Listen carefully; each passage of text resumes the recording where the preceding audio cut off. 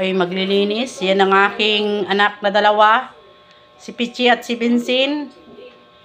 Na parehas makulit. Di pa po ako nakakapaglinis ng bahay. Mag-almusal muna kami. Nung oras na 8:22. Ang oras dito sa amin. Sa Camarines Norte. Maya ba guys, panoorin nyo ako. Maglilinis ako ng bahay.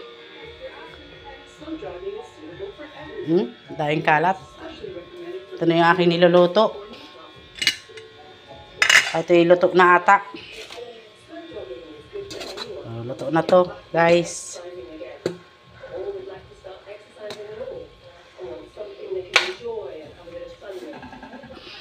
Patayin na natin ang apoy. Tayo'y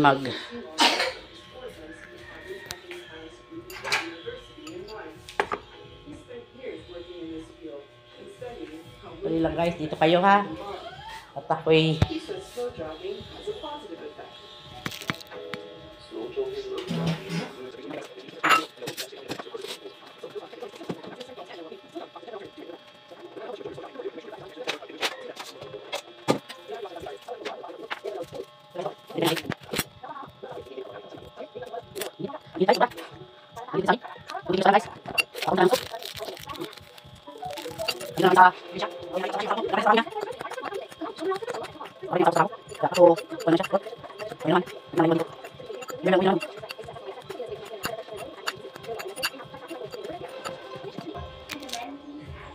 nakita nyo yan guys, yung ilalim ng lababo. Nakalagay lang ng kortina. Dati mayroon niyang cabinet. Ang nangyari, nakapasok ang anay. Inuubos ng anay yung cabinet niyan sa baba. Mabuti sa taas hindi na inabot. Kaya okay pa ang itaas ng cabinet namin.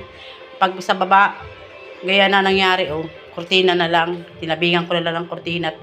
Kinain ng anay ang cabinet namin dyan sa baba, palibasa plywood. Siguro may butas silang nasuutan kaya nakarating sila dito sa loob. Nakapasok.